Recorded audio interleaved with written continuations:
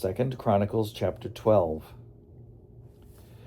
When the rule of Rehoboam was established and he grew strong, he abandoned the law of the Lord, he and all Israel with him.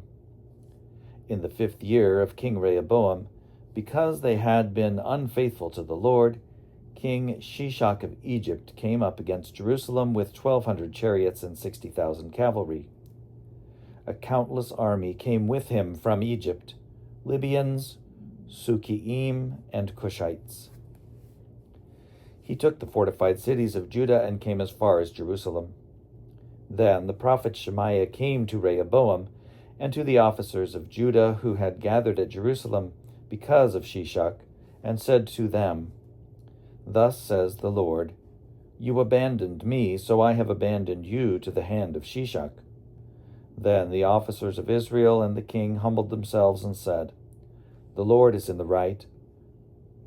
When the Lord saw that they had humbled themselves, the word of the Lord came to Shemaiah, saying, "They have humbled themselves, I will not destroy them, but I will grant them some deliverance, and my wrath shall not be poured out on Jerusalem by the hand of Shishak. Nevertheless, they shall be his servants, so that they may know the difference between serving me and serving the kingdoms of other lands."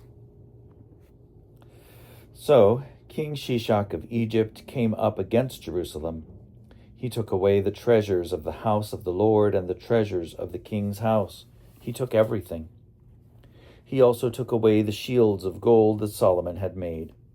But King Rehoboam made in place of them shields of bronze, and committed them to the hands of the officers of the guard who kept the door of the king's house.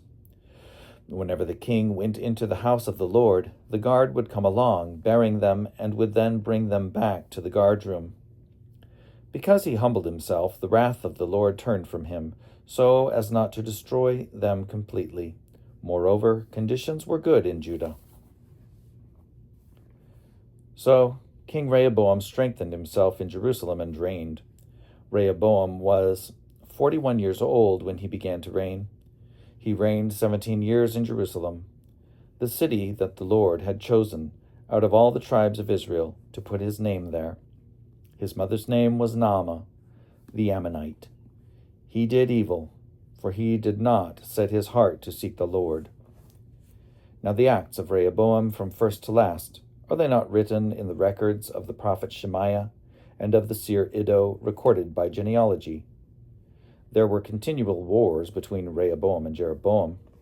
Rehoboam slept with his ancestors and was buried in the city of David, and his son Abijah succeeded him.